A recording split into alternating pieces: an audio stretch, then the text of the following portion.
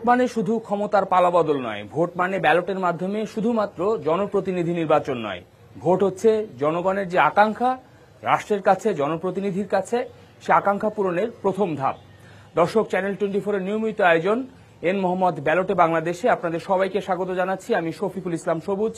আমরা রয়েছি বাংলাদেশের একটি জেলা, ইতিহাস, ঐতিহ্য, সংস্কৃতির জনপদ বলে পরিচিত পদ্মার তীরবর্তী জনপদ মানিকগঞ্জে। মানিকগঞ্জ 1 আসনের আসন্ন জাতীয় সংসদ নির্বাচনের হাল হাকিকত, পুরো জেলার যে অবস্থা সে বিষয়ে জানতে চাই আমরা যারা নির্বাচনে অংশ নেবেন শুরুতেই তাদের সঙ্গে পরিচয় করে দিতে চাই। আমাদের সাথে ডান দিকে রয়েছেন এস এ জিন্না কবির, মানিকগঞ্জ 1 আসনের যিনি বিএনপি মনোনীত প্রার্থী। তার ডান পাশে রয়েছেন ডাক্তার আবু বকর সিদ্দিক, মানিকগঞ্জ 1 আসনের বাংলাদেশ জামায়াত ইসলামী মনোনীত প্রার্থী। একদম ডান দিকে রয়েছেন মোহাম্মদ আবু আবদুল্লাহ, এনসিপি মনোনীত বা সম্ভাব্য প্রার্থী। তিনি এখন পর্যন্ত এনসিপি যেহেতু সব আসনের প্রার্থীতা ঘোষণা করেননি। দর্শক, আলোচনায় যাওয়ার আগে মানিকগঞ্জে দীর্ঘদিন ধরে কাজ করছেন আমাদের সহকর্মী আবু ইউসুফ আলীর কাছে একটু জানতে চাই যে মানিকগঞ্জের 5 আগস্টের পরবর্তী প্রেক্ষাপটকে আপনি কিভাবে মূল্যায়ন করবেন, এই শহরের বা এই জেলার সমস্যা সম্ভাবনাগুলো কি কি? ধন্যবাদ আপনাকে। 5ই আগস্টের পরে মানিকগঞ্জ তো সমগ্র বাংলাদেশেই তো আমূল পরিবর্তন হয়েছে। সেটা প্রশাসনিক দিক থেকে, পরিবেশ পরিস্থিতি, আইন শৃঙ্খলা। আমরা যে বিষয়টি দেখেছি যে 5ই আগস্টের পরপরই আইন শৃঙ্খলা একটা যে অবনতি ছিল সেটি আস্তে আস্তে হয়তো কাটিয়ে উঠতে পেরেছে।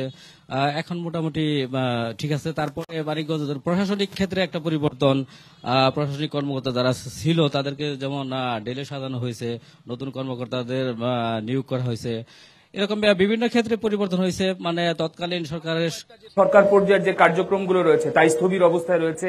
বিভিন্ন জেলার রাস্তাঘাট ভাঙা, গেল 1.5 বছরে ওই অর্থে কাজ হয়নি। মানিকগঞ্জের এখনকার কি অবস্থা? মানিকগঞ্জে এরকম অবস্থা কিছুটা রয়েছে। বিশেষ করে তৎকালীন সময়ে সরকার দলীয় লোকজন যারা, বিশেষ করে রাস্তাঘাট অবকাঠামো যেগুলা ঠিকাদার যারা ছিল তারা কিন্তু তৎকালীন সরকার দলীয় ছিল। যখন 5ই আগস্টের পরে তারা যখন দেশ থেকে উধাও হয়ে গেল, তখন কিন্তু সেই কাজগুলো কিন্তু অনেক জায়গায় অপূর্ণ রয়েছে। আমরা যে আসনে রয়েছে এই আসনে এরকম কিছু রাস্তা আছে। এই আসন ছাড়াও মানিকগঞ্জ 7টি উপজেলায় কিন্তু এরকম পরিস্থিতি, এলজিডি বা সড়ক ও জনপথের গণপূর্ত অন্যান্য যে কাজ সেগুলো কিন্তু পেন্ডিং এখনো রয়ে গেছে। জি, ধন্যবাদ আপনাকে। আমরা আমাদের সহকর্মীর বক্তব্য শুনছিলাম। আমাদের সাথে বিএনপি প্রার্থী যিনি রয়েছেন এস এ জিন্না কবির, আপনার কাছে জানতে চাই, জনগণের কাছে আপনি যাচ্ছেন, ভোট চাইছেন, কি বলছেন বা জনগণ আসলে আপনাকে কেন ভোট দিবেন, তাদের কাছে কি বলছেন আপনি? ধন্যবাদ ইলেকট্রনিক মিডিয়া, চ্যানেল 24। আসলে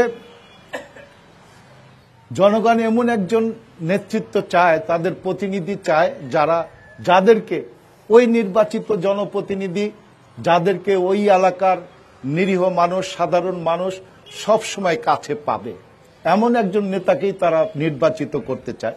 সেই দৃষ্টিকোণ থেকে আমি যেটা বলবো, আমি আমার জীবনের 47 বছর রাজনৈতিক জীবনের প্রায় দীর্ঘ সময় এই মানিকগঞ্জ 1 আসনের 3টি উপজেলার সাধারণ মানুষ, প্রান্তিক মানুষের সাথে তাদের দৈনন্দিন জীবনের যে চাহিদা, দৈনন্দিন জীবনের যে সমস্যা, দৈনন্দিন জীবনে যে তাদের কি বলে ডে টু ডে তাদের জীবন উন্নয়নের জন্য, তাদের প্রাকৃতিক সমস্যার জন্য যা প্রয়োজন, যা তাদের ভবিষ্যৎ সুন্দর করার জন্য দরকার, সেই কর্মকাণ্ডগুলোর মধ্যে আমি সার্বক্ষণিক নিয়োজিত রয়েছি। পাশাপাশি আপনারা জানেন দীর্ঘ 16.5 বছর একটি স্বৈরাচার সরকারের বিরুদ্ধে আন্দোলন সংগ্রামের ডাক দিয়েছিলেন আমাদের দল, জাতীয়তাবাদী দল, বিএনপির ভারপ্রাপ্ত চেয়ারম্যান বিপ্লবী তারেক রহমান। ওনার এই 15 বছরে ওনার নির্দেশে যে আন্দোলন সংগ্রাম কর্মসূচিগুলো, আন্দোলন সংগ্রামের সেই কর্মসূচিগুলো আমি এই প্রান্তিক এলাকার সাধারণ মানুষ যারা চরাঞ্চলে বাস করে, যারা গ্রামে বাস করে, তাদেরকে সাথে নিয়ে শতভাগ সফলতার সাথে পালন করেছি। তাদের সুখ দুঃখের পাশাপাশি থেকে তাদের দুঃখের যে সময়টুকু, সেইটুকুকে পার করার জন্য আমি আমার ব্যক্তিগত ক্ষুদ্র প্রচেষ্টা নিয়ে তাদের পাশে দাঁড়ানোর চেষ্টা করেছি দীর্ঘ সময়। এর থেকেই আমি শতভাগ বিশ্বাসী এবং এই নির্বাচনী এলাকার সাধারণ মানুষ, বিএনপির আপামর নেতা কর্মী বা কি বলেন সমর্থক ভোটার যারা সবাই স্পষ্টভাবে আজকে বলে বেড়াচ্ছে এই আসনে ধানের শীষ থেকে এচ এ জিন্নাহ কবিরকে মনোনয়ন দিলে এই এলাকার সাধারণ মানুষের ভাগ্যের পরিবর্তন হবে। কারণ ইতিপূর্বে 15 বছর স্বৈর শাসকের যারা ছিলেন তারা নিজেদের পকেট ভারী করেছে। এই প্রান্তিক এলাকার নদীমাতৃক 3টি উপজেলার সাধারণ মানুষের ভাগ্যের কোনো পরিবর্তন ঘটায় নাই। এই কারণেই আমি তাদেরকে সার্বক্ষণিক তাদের পাশে গিয়ে দাঁড়াচ্ছি, তাদের জীবনটাকে সুন্দর করার জন্য, অর্থনৈতিক মুক্তি দেওয়ার জন্য, শিক্ষার ব্যবস্থা উন্নত করার জন্য, চিকিৎসা ব্যবস্থা সর্বোচ্চ পর্যায়ে দেওয়ার জন্য এবং তাদের যে প্রাকৃতিক দুর্যোগকে কিভাবে মোকাবেলা করলে তাদের প্রতি বছরের প্রাকৃতিক দুর্যোগকে ওভারকাম করে তাদের জীবনটা সামনে চলার গতিটা বাড়িয়ে নিতে পারবে, এই পরামর্শগুলো আমি সার্বক্ষণিক এই 3টি উপজেলার মানুষকে দিয়ে যাচ্ছি। যার কারণে আমি আত্মবিশ্বাসী আগামী নির্বাচনে এই 3টি এলাকার সাধারণ ভোটাররা ধানের শীষে ভোট দিয়ে জনাব তারেক রহমানের, বিপ্লবী তারেক রহমানের প্রার্থী এচ এ জিন্নাহ কবিরকে বিজয়ী করবে। জি, আপনাকে ধন্যবাদ। আপনার পাশে যিনি রয়েছেন জামায়াতের প্রার্থী ডাক্তার আবু বকর সিদ্দিক। 5 আগস্টের পরবর্তী সময়ে আসলে জামায়াতের যে কার্যক্রম তা অনেক বেশি প্রকাশ্য হচ্ছে, বিশেষ করে মানিকগঞ্জ সহ সারা দেশেই। তো এই অঞ্চলের মানুষের কাছে আপনি কি বলছেন? আপনি আসলে কি শোনাচ্ছেন মানুষের কাছে? মানুষ কেন দাঁড়িপাল্লায় ভোট দিবেন? ধন্যবাদ। এদ মোহাম্মদ ব্যালটে বাংলাদেশ প্রোগ্রামের চ্যানেল 24 কর্তৃক আয়োজিত আজকের প্রোগ্রামে উপস্থিত আছেন অত্র এলাকার ভোটারবৃন্দ, সাংবাদিক বন্ধুগণ এবং আমার সহযোদ্ধা বিএনপির মনোনীত প্রার্থী এস এ জিন্নাহ কবির ভাই এবং এনসিপির সম্ভাব্য প্রার্থী আবু আবদুল্লাহ ভাই, সবাইকে আমার পক্ষ থেকে আসসালামু আলাইকুম রহমতুল্লাহ বারাকাতুহু। আমি বাংলাদেশ জামাত ইসলামের পক্ষ থেকে মনোনীত প্রার্থী। বাংলাদেশ জামাত ইসলামী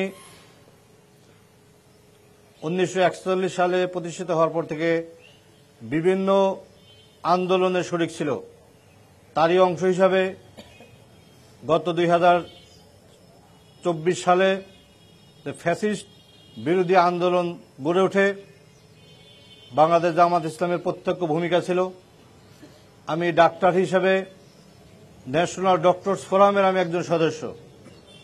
আমাদের 24-এর যে আন্দোলন, আমরা ডাক্তারদের সাথে নিয়ে আহত এদের সাথে কাজ করেছি। আমাদের ঢাকায় 11টা অ্যাম্বুলেন্স ছিল, যেখানে আমরা আহতদের পঙ্গুত্ব বরণ যারা করেছে তাদেরকে বিভিন্ন হাসপাতালে ভর্তি করে তাদেরকে আমরা চিকিৎসার ব্যবস্থা করেছি, রক্তের ব্যবস্থা করেছি। মুমূর্ষু রোগীকে আমাদের নিজেদের ভাইদের মাধ্যমে রক্ত দিয়েছি। এইভাবেই মূলত 24-এর আন্দোলনে জামাতের প্রত্যক্ষ ভূমিকা রাজপথ সহ চিকিৎসা অঙ্গনের সকল জায়গায় ছিল। আমরা সেই আশাবাদী যে আগামী নতুন যে বাংলাদেশ হবে, 24-এ যে উদ্দেশ্য লক্ষ্য নিয়ে 24-এর মানুষের মুক্তি এসেছে, আমরা সেই উদ্দেশ্য লক্ষ্যকে ধারণ করে, সেই আদর্শকে ধারণ করে আমরা এলাকায় বলছি, ভোটারদের কাছে যাচ্ছি যে আগামীর বাংলাদেশ হবে নতুন বাংলাদেশ, যেখানে মানুষের দুর্নীতি থাকবে না, মানুষের ভাগ্যের উন্নয়ন হবে, চিকিৎসা সহ রাস্তাঘাট সহ অবহেলিত জনপদ, এই মানুষের ভাগ্যের পরিবর্তন হবে। বিগত 54 বছরে যারা পালাক্রমে যারা ক্ষমতায় এসেছিল, আমাদের এই পিছিয়ে পড়া জনগোষ্ঠী নদী বিধৌত, এখানে একটা স্থায়ী বেড়িবাঁধের ব্যবস্থা হয়নি। মানুষগুলো বারবার প্রতি বছর আমাদের বাঁধের জন্য মানববন্ধন করে। আমার একটা নির্বাচনী ওয়াদা আছে যে আমি একটা স্থায়ী বেড়িবাঁধের ব্যবস্থা করে দিব, সেখানে আমাদের দুর্গম এরিয়ার জন্য একটা হাসপাতাল করা যায় কিনা সেটা আমার চিন্তা আছে। এবং সেই সাথে আমাদের আগামীর বাংলাদেশ গঠন করার জন্য আমাদের মানিকগঞ্জে একটা রেল লাইনের ব্যবস্থা সহ আমরা জনগণকে আশ্বাস দিচ্ছি যে আমরা প্রশাসন থেকে শুরু করে ন্যায় এবং ইনসাফপূর্ণ একটি আধুনিক কল্যাণ রাষ্ট্র প্রতিষ্ঠা করব। এই জন্য জনগণের দ্বারে দ্বারে আমরা বোঝাচ্ছি, জনগণ আমাদেরকে সাড়া দিচ্ছে এবং জনগণের কাছে আমরা ছুটে বেড়াচ্ছি প্রতিনিয়ত। বাংলাদেশ জামাত ইসলামী নির্বাচিত হলে আধুনিক কল্যাণ এবং ইনসাফপূর্ণ রাষ্ট্র গঠন করলে এদেশের পিছিয়ে পড়া জনগোষ্ঠীর জাকাত ভিত্তিক অর্থনীতির মাধ্যমে। আপনাকে ধন্যবাদ। আমরা আবার আসবো আপনার কাছে। আবু আব্দুল্লাহ, এনসিপির সম্ভাব্য প্রার্থী যিনি, এই দুইজন প্রার্থীর বাইরে আপনারা কি ভিন্ন কোনো চিন্তা করেছেন এই জনপদকে ঘিরে? জি, আসসালামু আলাইকুম। আমি মোহাম্মদ আবু আব্দুল্লাহ, আমার গ্রামের বাড়ি জিয়নপুর। আমি আপনাদেরই ছেলে সন্তান। আর আমাদের এন মোহাম্মদ গ্রুপ কর্তৃক আয়োজিত আজকের এই ব্যালটে বাংলাদেশ প্রোগ্রামে সকল আয়োজক এবং কলাকৌশলী যারা টেকনিক্যাল কাজে এবং আমাদের প্রেসের ভাইয়েরা যারা সহযোগিতা করেছেন এবং যারা নিজেদের সময়, শ্রম এবং অর্থ ব্যয় করে আমাদের কথা শোনার জন্য এসেছেন, আমি সবাইকে আন্তরিকভাবে সালাম, মোবারকবাদ এবং শুভেচ্ছা জানাচ্ছি নতুন বাংলাদেশের পক্ষ থেকে। আর আমরা বলতে চাই, আমাকে প্রশ্ন করা হয়েছে আমি ভিন্ন কিছু বলতে চাই কিনা, অথবা আমরা আমাদের ভোটারদের কাছে কি, আপনারা তো নতুন দল, জি কি বলতে চাই। আমরা নতুন দল, বাট আমরা হচ্ছে এই জন্মগতভাবেই এক্সপিরিয়েন্স নিয়ে আসতেছি। আমার বাবা, আমার দাদা কিংবা সেই বয়সের যারা এখানে আছেন, তারা বাংলাদেশের জীবন জীবিকা যেটা নির্বাহ করতেছেন, প্রশাসনিক চাপে আমাদের দেশের অব্যবস্থাপনা এবং যে সিস্টেম, এই সিস্টেমের কলুষের কারণে আমরা জীবনটাকে একটা ভার হিসেবে, বোঝা হিসেবে বহন করছি। এবং আমরা সেই 47 থেকে 52 থেকে আমরা যদি 71-71 পরিক্রমায় পরবর্তীতে আমাদের চাহিদা পূরণ না হওয়াতে, স্বপ্ন বাস্তবায়ন না হওয়াতে, আমাদের আকাঙ্ক্ষাগুলো এই যে একটি না পাওয়া এবং বিক্ষোভের বিস্ফোরণ, তার ফলে আজকের 24, এই 24 আমাকে বা আপনাকে কি দিবে, এটা আমরা প্রথমে কি দিব সেটা না বলে আমরা কি দিতে পারি অথবা আমরা কি চাহিদা আছে আমার এই সাধারণ মানুষের, আমরা ডোর টু ডোর সেটা শুনতেছি। আমরা শোনাটাই এখনো শেষ করতে পারি নাই। কারণ নিগ্রহের শুধু 17 বছর না, আমার বয়স কম, আমার জন্মের আগে থেকে দেশ শাসন শুরু হয়েছে। সে 71 পরবর্তীতে যেভাবে ক্ষমতা গ্রহণ, যেভাবে একতরফাভাবে ক্ষমতার রাজনৈতিক ইতিহাস আমরা জানি, প্রলোভনে, হ্যাঁ, সেই ইতিহাসের পরিপ্রেক্ষিতে কোন সরকার, কোন দলই যেইভাবে প্রতিশ্রুতি দিচ্ছে সেটা ছিল শুধুমাত্র সিজনাল ব্যবসায়ীদের মতো। আমরা টুপি পাঞ্জাবি অথবা অন্য কোনো বিশেষ দলকে না, বিশেষ প্রতিশ্রুতি আমরা সিজনাল দেই, বাট নির্বাচনের দিন আসরের পরে আমরা ভুলে যাই, 4টা বাজলেই ভুলে যাই, ও ইটস ওকে, জনগণের যেটা প্রয়োজন ছিল সেটা আমি নিয়ে নিয়েছি, এখন আমাকে যা দেওয়া দরকার সেটা আমরা দিব। আমি চাই সিস্টেমটাকে চেঞ্জ করতে। আমাদের ইরানের ইসলামী বিপ্লবের পরে জনাব আয়াতুল্লাহ আলী খমেনি বলেছিলেন যে আমরা সস্তায় তরমুজ খাওয়ার জন্য বিপ্লব করি নাই। সো আমরা যে বিপ্লব করেছি এটা আমাদের বিপ্লব, আপনাদের বিপ্লব, সকলের বিপ্লব। এখানে কোনো দল লিড দেয় নাই, এখানে গণমানুষের, সাধারণ মানুষের, আওয়ামী পরিবার থেকেও এসছে। আমি যদি তর্কে না যাই, সকলের যে এই যে অধীর আগ্রহের চাওয়া যে আমার একটা সিস্টেমটা সুন্দর হয়ে যাবে, আমার দেশের অবকাঠামো সুন্দর হবে, সেখানেই আমাদের কাজ করার বিষয়। যদি মা শিক্ষিত হয়, সন্তান অটোমেটিক শিক্ষিত হবে। আমি একজন এমপি হিসেবে যদি মনোনীত হই, আমি একটা অংশ মাত্র, বাট সার্বিক পরিস্থিতি চেঞ্জ করতে হলে অবশ্যই আমার এই সিস্টেমের বিরুদ্ধে কাজ করতে হবে। এই যে সিস্টেম আমাদেরকে ইতিপূর্বে আমাদের আশা আকাঙ্ক্ষার প্রতিফলন ঘটাতে পারেনি, সেই সিস্টেমের বিরুদ্ধে, সেই সিস্টেমটাকে আমাদের আগে সংস্কার করতে হবে। আমরা সংস্কারের প্রতিশ্রুতিবদ্ধ, আমরা বিগত সময় ঘটে যাওয়া অন্যায়ের বিচারে প্রতিশ্রুতিবদ্ধ। আপনার কাছে থ্যাংক ইউ। এস এ জিনা কবির, মানে সিজনাল প্রতিশ্রুতি, আপনি দীর্ঘ দিনের আপনার রাজনৈতিক অভিজ্ঞতা, মানে বহু বছর, তো নতুন একজন প্রার্থী, নতুন রাজনীতিক, তিনি যে সিজনাল প্রতিশ্রুতির কথা বললেন, এই বিষয়গুলো আপনারা যারা প্রবীণ রাজনীতিবিদ আছেন, আপনারা অ্যাড্রেস করেছেন বা আপনারা বিষয়গুলো? দেখেন, অ্যাডজাস্ট তো বড় বিষয় না, এটা আমাদের ধর্মেও আছে, সব ধর্মে আছে বিবর্তন। বিবর্তনের মধ্য দিয়ে পৃথিবী চলছে। স্বাভাবিকভাবে ওয়েদারের বিবর্তন, অর্থনীতির বিবর্তন, দেশের মাটির বিবর্তন, ঠিক তেমনি ভাবে 56-57 বছর আগেই বাংলাদেশটা স্বাধীন হয়েছে। 7 কোটি মানুষ লড়াই সংগ্রাম করে, 30 লক্ষ মানুষ জীবন দিয়ে, 3 লক্ষ মা বোন ইজ্জত দিয়ে এই দেশটাকে স্বাধীন করেছে। তো এই দীর্ঘ বছর, এই 56 বছরের মধ্যে বিবর্তন খুব স্বাভাবিক ব্যাপার। আমরাও যেমন দলকে, বিএনপি যেমন প্রতিষ্ঠার পর থেকে, শহীদ প্রেসিডেন্ট জিয়াউর রহমান বিএনপিকে প্রতিষ্ঠার পর থেকে, যেমন আপনারা জানেন শহীদ প্রেসিডেন্ট জিয়াউর রহমান দিয়েছিলেন 19 দফা, এই দেশটাকে গড়ার জন্য 19 দফা। পরবর্তীতে আমাদের নেত্রী, গণতন্ত্রের মা হিসাবে আজকে পৃথিবীতে যিনি ক্ষেত্র বিখ্যাত, সেই নেতা বেগম খালেদা জিয়া সেটাকে মডিফাই করে, এই বাংলাদেশটাকে বিবর্তন করে সকল সেক্টরকে একটি সুন্দর গতি আনার জন্য ঘোষণা করেছিলেন 27 দফা ভিশন 30। আপনারা জানেন বিগত 15 বছর লড়াই সংগ্রামের মধ্য দিয়ে এই দলটি আগের রাজনৈতিক ধারা থেকে সরে এসে দেশ এবং রাজনৈতিক দল, রাজনৈতিক ব্যক্তি এবং আমার মানুষ, সাধারণ ভোটার যারা এই দেশের নাগরিক, তাদের ভাগ্যের পরিবর্তন করার জন্য আমাদের বিপ্লবী নেতা জনাব তারেক রহমান প্রণয়ন করলেন রাষ্ট্র কাঠামো মেরামতের 31 দফা। আপনাদের বলতে চাই, 31 দফা নিয়ে ব্যাখ্যা করতে গেলে অনেক সময় লাগবে। যারা নতুন এসেছেন ওনারা রাজনৈতিক কেবল এসেছেন, ওনারা প্রতিশ্রুতি দিবেন, নিজেরা কাজ করবেন, জনগণের কাছে নিজেদের আস্থা অর্জন করবেন এবং সাধারণ মানুষের ভাগ্যের পরিবর্তনের জন্য কাজ করবেন। তারপরে ওনারা দেশের দায়িত্বভার গ্রহণ করার হয়তো সুযোগ আসতে পারে।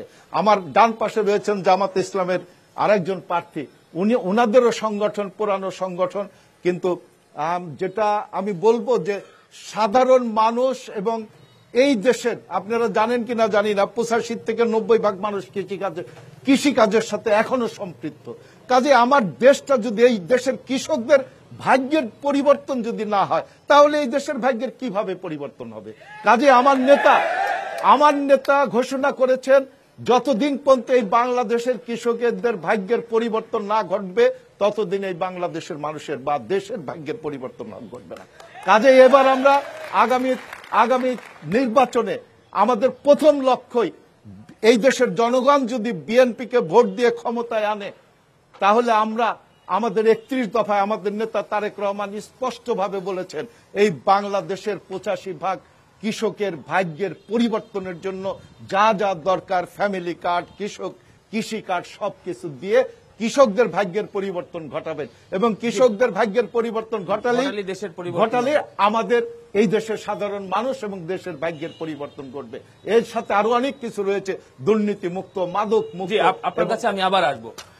আমি কৃষি নিয়ে জামায়াতের ভাবনা কি, জামায়াতের প্রার্থী যিনি রয়েছেন তার কাছে প্রশ্ন রাখলাম। তার আগে আমরা একটু দর্শকের বক্তব্য শুনে আসি। প্রার্থীরা তাদের বক্তব্য দিলেন, এই অঞ্চলের ভোটার হিসেবে তাদের এই বক্তব্য কি আপনারা সন্তুষ্ট? আর তাদের এই বক্তব্যের সাথে আমারও কিছু প্রশ্ন আছে, জিজ্ঞাসা আছে। এখানে আমাদের সম্মানিত 3 জন সংসদ সদস্য প্রার্থী উপস্থিত আছেন। তাদের কাছে আমার প্রশ্ন হচ্ছে, বিনয়ের সাথে আমি একটু জানতে চাই, তো এখানে 3 জন প্রার্থী আছেন, যে কেউ বা তার দল যদি বিজয়ী হয়ে আসেন, সেক্ষেত্রে আমাদের প্রত্যাশা হলো যে জনপ্রতিনিধি যারা, মাননীয় সংসদ সদস্য থেকে শুরু করে একেবারে আমি যদি স্থানীয় পর্যায়ে ইউপি চেয়ারম্যান মেম্বার পর্যন্ত ধরি, এই জনপ্রতিনিধিদের দায়িত্ব হচ্ছে দেশের যারা আমলা, কর্মকর্তা, কর্মচারী, তাদের জবাবদিহিতা নিশ্চিত করা। কিন্তু আমরা স্বাধীনতার এই 50 বছর অতিক্রান্ত হয়ে গিয়েছে, কিন্তু সেই অন্যান্য ইস্যু হচ্ছে যে সেই জনপ্রতিনিধিদের মাধ্যমে কর্মকর্তা কর্মচারীদের যে দায়িত্ব, সেই দায়িত্বটা নিশ্চিত হচ্ছে না। তো ওনারা যদি নির্বাচিত হয়ে আসেন, তার দল যদি নির্বাচিত হয়ে আসেন, তাহলে সেই ক্ষেত্রে যেমন আমাদের একই রাস্তা যেটা 50 বছর যাওয়ার কথা সেটা 5 বছরে উঠে যাচ্ছে, যে সরকারি ভবন 100 বছর যাওয়ার কথা সেটা 10 বছরে পড়ে যাচ্ছে। তো ওনারা যদি নির্বাচিত হয়ে আসেন, এই সরকারি সম্পত্তির সদ্ব্যবহার, কর্মকর্তা কর্মচারীদের জবাবদিহিতা নিশ্চিত করার ক্ষেত্রে। ধন্যবাদ আপনাকে। এই পাশে কে কথা বলতে চান? এই সামনের 3 জন, এই 3 জনই আগামীর এমপি হবেন, যে 3 জনের একজন। তো তারা অংশ নেবেন ভোটে, তো তারা তো এক ধরনের বক্তব্য দিলেন। এই বক্তব্যগুলো কি মানে বারবারই তারা বলেন, না আপনার কাছে ভিন্ন কিছু মনে হয়, না কোনো আশা দেখতে পান আসলে? বিসমিল্লাহির রহমানির রহিম। আমি এই এলাকার 17 বছর তো একটা সরকারের অধীনে ছিল। তো আমার যখন বয়সপ্রাপ্ত হয়েছে, আমি এই 3 জনের কারোই শাসন ক্ষমতা আসলে ওইভাবে মানে অনুভব করতে পারি নাই। 3 জনই আমার কাছে নতুন। তো এদের ভিতরে আমি উনাদের কাছে জানতে চাচ্ছি, আমরা মহিলা যারা আছি, মানে বিএনপি আছে, জামাত আছে বা এনসিপি যে আমার আছে, মহিলাদের শিক্ষা ব্যবস্থা, উনরা যে আমাদের জামাতের যে লোক, উনি আমরা তো বাংলাদেশের মানুষ, হিন্দু মুসলিম সবাই মিলিতভাবে বসবাস করি। তো উনরা বলতেছে কুরআন হাদিসের আলোকে উনরা দেশ গঠন করবে। তো এইভাবে যদি উনরা দেশ গঠন করে, তাহলে মহিলাদের শিক্ষা ব্যবস্থা নিয়ে উনাদের কি চিন্তা ভাবনা, সেই বিষয়ে যদি একটু জানাইতেন। জি ধন্যবাদ। এদিকে আর কি কেউ কথা বলতে চান? কি বলবেন একদম তাদের 2 জনের বক্তব্যের বাইরে?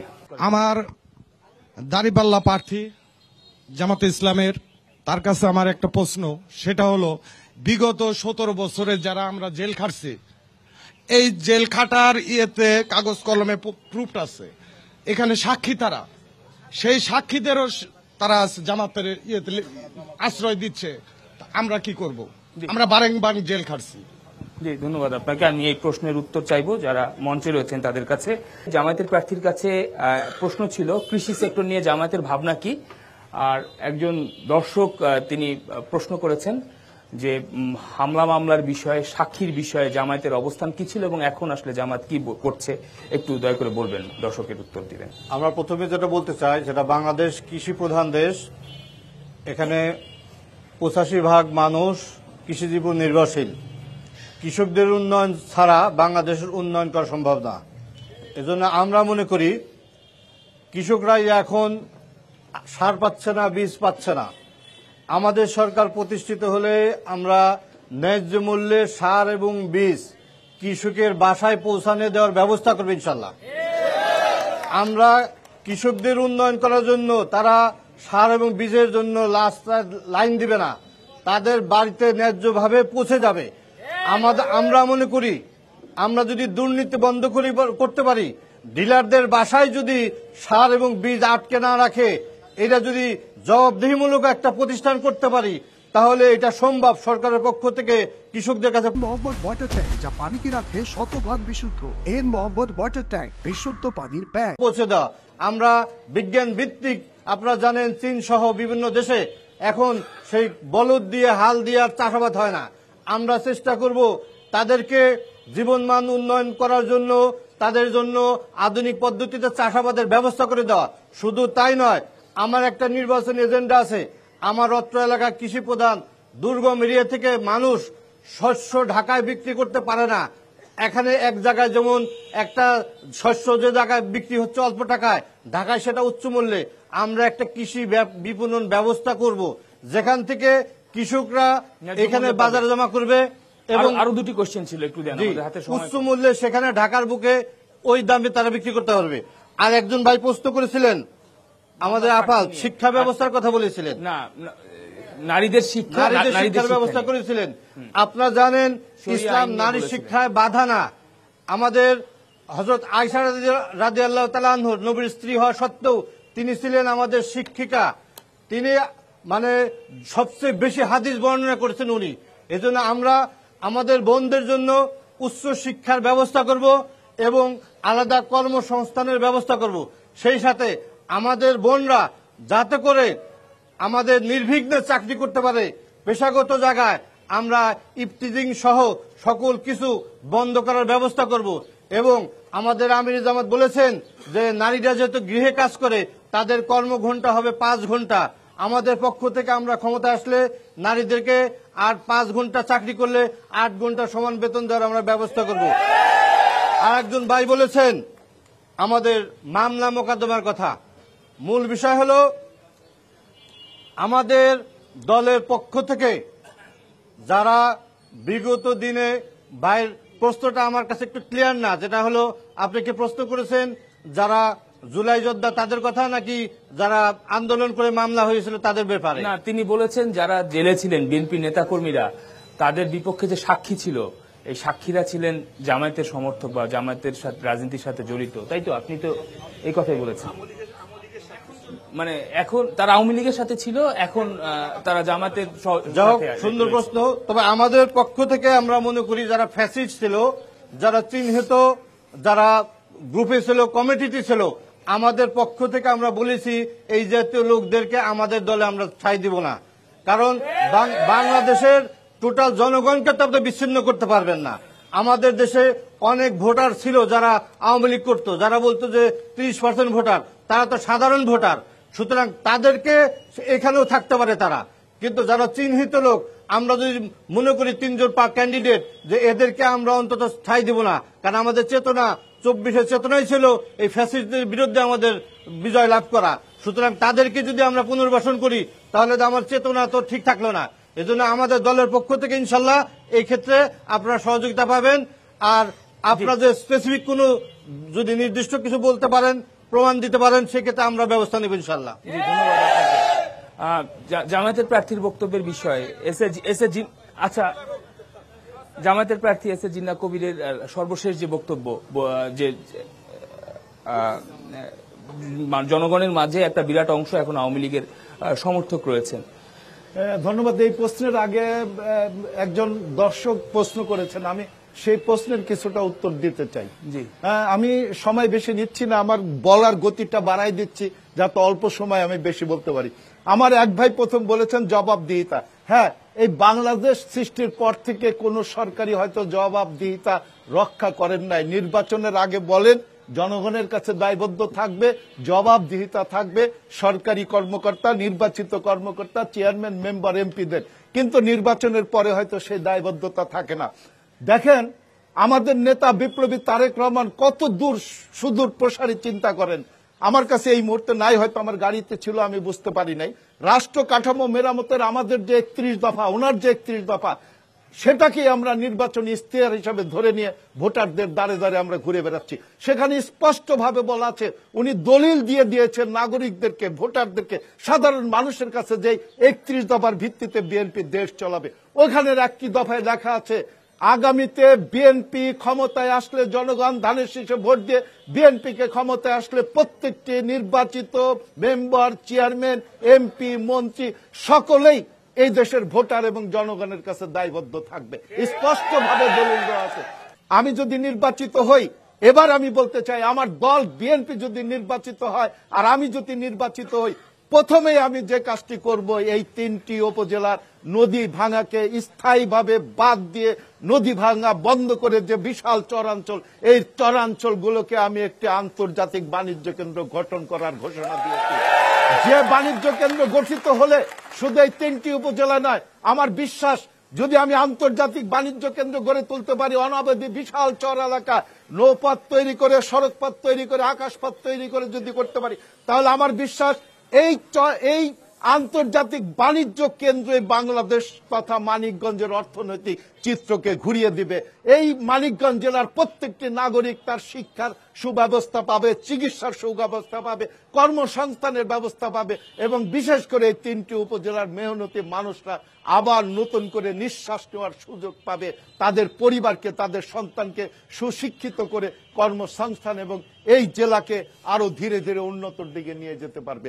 শেষ প্রশ্ন যেটা আমাদের এক দর্শক ভাই করেছেন জামাতে ইসলামীর নেতৃবৃন্দর কাছে, ওনার প্রশ্নটা কতখানি বুঝতে পেরেছে আমি জানি না। উনি প্রশ্ন করেছেন, গত 15টি বছর আওয়ামী লীগের দ্বারা নির্যাতিত, নিপীড়িত হওয়ার পর 5ই আগস্টের বিপ্লবের সফলতার পর অনেকগুলো মামলা হয়েছে।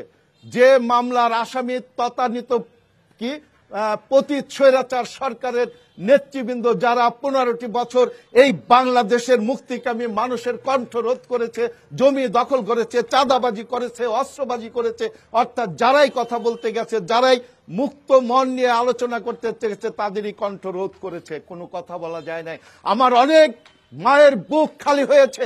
2000 মুক্তিকামী মানুষ, জামাতে ইসলাম সহ অনেকেই আন্দোলনে শরিক ছিলেন, তাদের অনেক মায়ের, অনেক পিতার বুক খালি হয়েছে। আমাদের 2000 নেতাকর্মী এই গত 1 বছরের আন্দোলনে জীবন দিয়েছে, গুম হয়েছে। যখন পট পরিবর্তনের পর এই ভুক্তভোগীরা যখন মামলা করলেন, সেই মামলা যখন কোর্টে গেল, চলমান ছিল, অত্যন্ত দুঃখের সহিত আমি আজকের এই দর্শকের বক্তব্যের সাথে একমত হয়ে বলতে চাই, আমাদের কাছে অনেক তথ্য প্রমাণ রয়েছে। সেই মামলার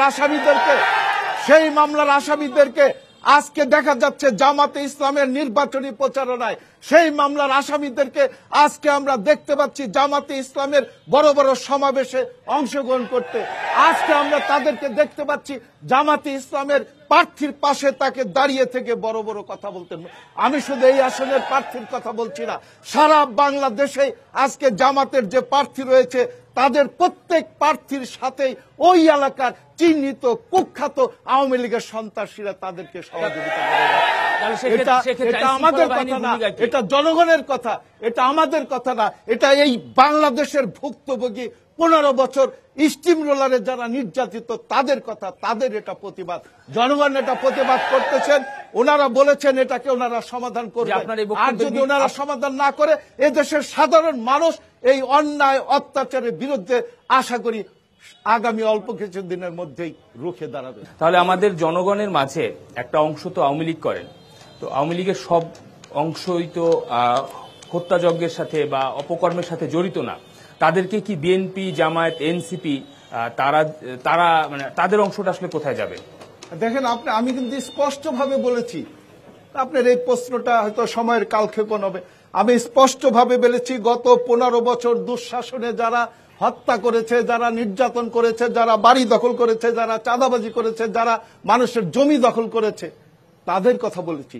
তার বাইরে পতিত সরকারের যারা রয়েছে, হ্যাঁ অবশ্যই তাদের ভিতরে অনেক গ্রহণযোগ্য ব্যক্তি রয়েছে, সমাজে বাস করছে, যাদের বিরুদ্ধে মামলা হয় নাই, তারা নিশ্চয়ই সমাজে ভালো লোক। আমি তাদের বিষয়ে কিন্তু বলি নাই। আমি বলছি যাদের বিরুদ্ধে অভিযোগ দায়ের হয়েছে তারা আজকে আমাদের প্রতিযোগী বা আমাদের সহযোদ্ধা। অনেক শুধু জামাত বলবো না, অনেক রাজনৈতিক দলের পাশে থেকে তারা রাজনীতি করে যাওয়ার চেষ্টা করে তারা পাচ্ছেন। আমি সেই কথাটাই আপনাকে ধন্যবাদ। ডক্টর আবু বকর সিদ্দিকী, আপনার সহযোগী আলোচকের যে অভিযোগের বিষয়ে কি বলবেন? একদম চিহ্নিত সন্ত্রাসীরা কি আওয়ামী লীগের আপনাদের সাথে যুক্ত এখন? ধন্যবাদ। মূলত যারা চিহ্নিত দাগী আসামি, যাদের নামে মামলা আছে, তাদের জন্য প্রশাসনিক ব্যবস্থা আছে, আইন শৃঙ্খলা বাহিনী আছে। তাহলে মামলা থাকলে চিহ্নিত আসামি হলে সে ঘুরে বেড়ায় কিভাবে? এটা তো প্রশাসনের দায়িত্ব তাদেরকে গ্রেপ্তার করা। সুতরাং আমরা মনে করি যে এই বিষয়টা ঠিক না। তবে সাধারণ জনতা যারা আগে অন্য দল করতে পারে, তারা তো এখন যে কোনো দলের সাথে মিশতে পারে, শুধু জামাত ইসলাম কেন, যে কোনো দলের সাথেই তারা মিশতে পারে। তবে দেখতে হবে যে চিহ্নিত কোনো আসামি, দাগী আসামি যারা বড় পদে ছিল, তারা আমরা যারা ক্যান্ডিডেট তাদের আশেপাশে তারা পুনর্বাসিত হচ্ছে কিনা, এই বিষয়টা আমাদের নজরে দিতে হবে। তবে আমি এটা বলতে পারি, ওনারা যেভাবে বলছেন এই কথা বললে তাহলে আমরাও বলতে পারি, সারা দেশে যদি আমরা লিস্ট করি তাহলে অনেক দাগী আসামি আপনাদের দলেও আছে। কিন্তু আমরা এইগুলো বলতে চাই না, এগুলো কাদা ছোড়াছুড়ি করে লাভ নাই। মূলত বাংলাদেশের জনগণ শান্তিপ্রিয় জনগণ, এ দেশের মানুষ শান্তিতে বসবাস করতে চায়। এই জন্য দাগী আসামি যারা, তাদেরকে আমরা বয়কট করব। সন্ত্রাসীর কোন দল নাই, সন্ত্রাসী সব দলে ভিড়তে চায়, আমরা তাদেরকে দলে নিব না, এটাই আমাদের চিন্তা থাকতে হবে। আপনার উত্তর আমি বুঝতে পেরেছি। আবু আব্দুল্লাহ, এনসিপির সম্ভাব্য প্রার্থী এই আসনের, আপনাদের দলেও কি আওয়ামী লীগের যারা রয়েছেন তারা কি ভিড়েছে? বিএনপির প্রার্থীর একটা অভিযোগ ছিল। আসসালামু আলাইকুম। আমি বলতে চাচ্ছি আওয়ামী লীগ একটা থিম, একটা মেকানিজম, যেখানে ভালো মানুষ গেলেও চোর হয়ে বের হয়, যেখানে ভালো মানুষ গেলেও স্বৈরাচার হয়ে বের হয়। যদি এই সিস্টেমটাকে পিউরিফাই করার জন্য রিভার্স কোন সিস্টেম থাকে, যারা প্রকৃত দোষী, যারা নিজেরা হত্যা করছে, যারা নিজেরা গুম খুম এবং অন্যান্য অপকর্মের সাথে জড়িত, তাদের বিচার আমরা অবশ্যই চাই। এবং এই সিস্টেমটাকে, এই খারাপ মানুষটাকে আবার ভালো মানুষে পরিণত করার জন্য আমাদের সিস্টেম চেঞ্জ করতে হবে। আমি যেহেতু এখানে কৃষি নিয়ে কথা উঠছে, আমি একটু ব্যাকে যেতে চাই। আমরা দেখেছি চাপাই বা কানসাটে বৈধ সারের চাহিদা বা বিদ্যুতের চাহিদা কোন একটা আন্দোলন করে 17 জন মানুষ, তাজা তরুণ কৃষক গুলি খেয়ে মারা গেছে। এই মৃত্যুটা আমি কোন দল বা ব্যক্তিকে দায়ী করতে চাচ্ছি না। এই বর্জোয়া, এই পেটোয়া বাহিনী, এই পুলিশ বাহিনী কোন দলের নির্দেশিত হয়ে এই হত্যাকাণ্ডটা ঘটেছে। আমরা সেই পুলিশের কোন বিচার পেয়েছি? সেই কৃষক কি বিচার প্রাপ্ত হয়েছে? সেই কৃষক কি আমার দেশের নাগরিক? অবশ্যই নাগরিক, বাট সে যে সিস্টেমের কারণে বিচার পাচ্ছে না, আমার শ্রমিক মারা যাচ্ছে বিচার পাচ্ছে না, এখনো রাজনৈতিক হত্যা হচ্ছে। আমি এখানে কোন দলের, বিশেষ দলের নাম বলে যদি তার অপকর্ম সম্পর্কে বলি, আমি গেটে গিয়ে আহত হব এবং নিহত হতে পারি। আমরা এই সিস্টেমের পরিবর্তন চাই। আপনারা সকল দলের লোক আমার ভাই, আমরা বাংলাদেশি, আমরা এই দেশকে সুন্দর করতে চাই, আমরা সিস্টেমের বিরুদ্ধে কথা বলতে চাই। আপনি আমার শত্রু না, আমার পাশে দাঁড়ানো দুই ভাই, ওনারা রাজনৈতিক জীবনে অনেক আপনি শঙ্কা করছেন। জি, মানে এই শঙ্কা কি এখন করছেন? এখনই করছি। আমি এই বিগত 14 মাসে 200+ রাজনৈতিক হত্যাকাণ্ডের শিকার হয়েছে একটি বিশেষ দলের। আমি এখানে নাম বললে আপনি গ্যারান্টি দিতে পারবেন না যে আমি সুস্থভাবে বাসায় যাব। বিগত, আমি বলতে চাচ্ছি যেটা আমাদের এখানে 57 বছর, 17 বছর, এই 17 বছর বাদ দিলে 30 বছর থাকে। সেই 30 বছরেও বাঙালি, কোন বাংলাদেশি, কোন নাগরিক নিরাপত্তায় জীবনযাপন করে নাই, তার চাহিদা পূরণ হয় নাই, মৌল অধিকারের বাস্তবায়ন হয় নাই। এই সিস্টেমের পরিবর্তন চাই। আমি আজকে কেন জিন্না কবির ভাইয়ের দোষ দিব, আমি কেন বিএনপির দোষ দিব? আপনারা শুধুমাত্র 31 দফা, কয়েকটি দফা একটা বিমানের উপরে উঠে বিমানকে নির্মাণ করার চেষ্টা করতেছেন। ভাই, বিমানটা ল্যান্ডিং করেন, এর সিস্টেম সফটওয়্যার আপডেট করেন। আমরা এখানে কথা বলতে গেলে আপনাদেরকে আমরা পার্টিগতভাবে ভাই হিসেবে পাশে পাই না, এটা আমার দুঃখ। আমি আপনাদের ছেলে সন্তান, আমার ভুল বুঝ থাকতে পারে, বাট আপনারা একটু চিন্তা করেন, আমরা কোনো একটা অপারেটিং সিস্টেমের একটা অপারেটিং সফটওয়্যার চেঞ্জ করবো নাকি পুরো মাদারবোর্ডের সিস্টেমটাই চেঞ্জ করতে চাই? সেই চেঞ্জ করতে হলে নির্বাচন আমাদের গণতান্ত্রিক প্রক্রিয়া, নির্বাচনের বিরোধী আমরা না, নির্বাচন চলতে থাক। বাট আসেন আমরা আপনারা সকলে মিলে যার যার অবস্থান থেকে মতামত দিয়ে আমরা আমাদের দেশের সামগ্রিক সিস্টেম, যে সিস্টেমের কারণে আপনি কৃষক হত্যা করেও বিচারের সম্মুখীন হন না, যে সিস্টেমের কারণে আপনি ব্যাংক লুট করে বিদেশে গিয়ে পালিয়ে থাকেন, আপনাকে আনতে বাধ্য করতে আমরা পারি না, যে সিস্টেমের কারণে আপনি 2000 ছাত্র জনতাকে হত্যা করার পরেও ফাঁসির আদেশ হওয়ার পরেও আপনি সেই আদেশটাকে নিয়ে টিটকারি করতেছেন, আপনি ভিন্ন দেশের আশ্রয় নিচ্ছেন। আমরা ঘৃণা করে ওই সিস্টেমকে, আমি ওই সিস্টেম নিয়ে কথা বলতে চাই, সিস্টেমের ত্রুটিগুলো দূর করতে চাই। আমি আপনাকে, আমাকে অথবা অন্য কোন দলের লোককে এই ব্যক্তিগত কাদা ছোড়াছুরির মধ্যে নাই। আসুন আমরা দেশটাকে যদি প্রকৃত দুর্নীতি মুক্ত করতে চাই, আমি আগে নিজেকে কসম করি যে আমি কোন দুর্নীতির মধ্যে লিপ্ত হব না ইনশাআল্লাহ। সেটা আমি সংসদে যাই অথবা না যাই, আমি নির্বাচিত হই অথবা না হই। জনাব জিন্নাহ কবির, তিনি আসলে শঙ্কা প্রকাশ করছেন, আপনি তো তাদের সবার চেয়ে বয়োজ্যেষ্ঠ মানুষ এবং রাজনৈতিক অভিজ্ঞতা আপনার বেশি, শঙ্কা প্রকাশের কারণ কি আপনার সহ আলোচকের? দেখেন, আমি ঠিক আমার ছোট ভাইয়ের বক্তব্য যেটা আসছে, উনি হয়তো ভুলে গিয়েছেন যে 5ই আগস্টের পট পরিবর্তনের বা 4ই আগস্টের পরে 5ই আগস্ট একটা পট পরিবর্তন হয়। এই পট পরিবর্তনের আগে দীর্ঘ 16-16.5 বছর, এই 16-16.5 বছরের এই বাংলাদেশের রাজনৈতিক চিত্র, সাধারণ মানুষের জীবনযাপন, গণতান্ত্রিক অধিকার, ভোটের অধিকার প্রতিষ্ঠার জন্য একটা লড়াই কিন্তু চলে আসছিল 15 বছর, 16 বছর, 16.5 বছর যাবত। সেই সময়গুলোতে যদি মুক্তিকামী বাংলাদেশি মানুষরা যদি শঙ্কায় না ভুগে গণতান্ত্রিক পদ্ধতিতে রাজপথে দাঁড়িয়ে তাদের অধিকার আদায় করে নিতে পারে, তাহলে ইনশাআল্লাহ 5 তারিখের পট পরিবর্তনের পর বা 5 তারিখের জুলাই বিপ্লবের সফল হওয়ার পর, সেখানে সেই জুলাই, আমি বৃদ্ধ বয়সেও জানি না, মানিকগঞ্জের সবাই জানে, সেই জুলাইয়ের যুদ্ধায় 5 তারিখের লড়াই, 4 তারিখের লড়াই, আমি নিজেও রাজপথে থেকে লড়াই করেছি, আমি যুদ্ধ করেছি।